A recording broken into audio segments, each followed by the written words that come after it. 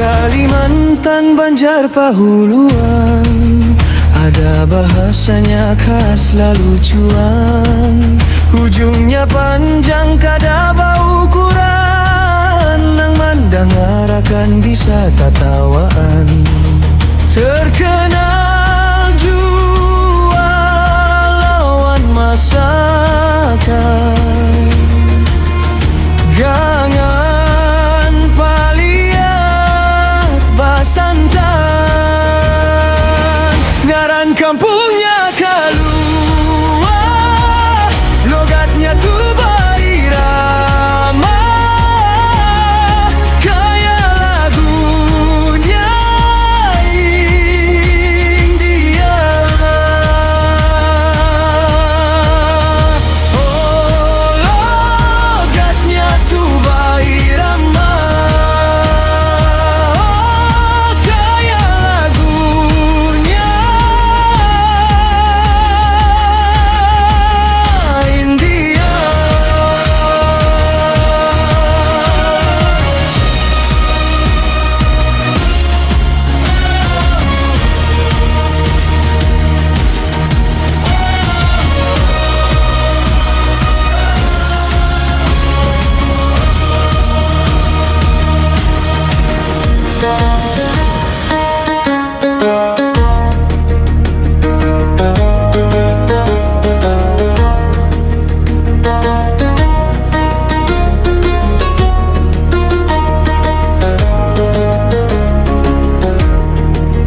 Di Kalimantan Banjar Pahuluan ada wadainya khas nang liwar nyaman, nang bajual banyak di pinggir jalan, wadai dingka kacungnya jadi andalan.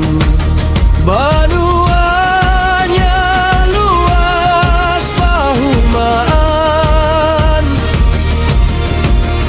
lawan padang paiwagan,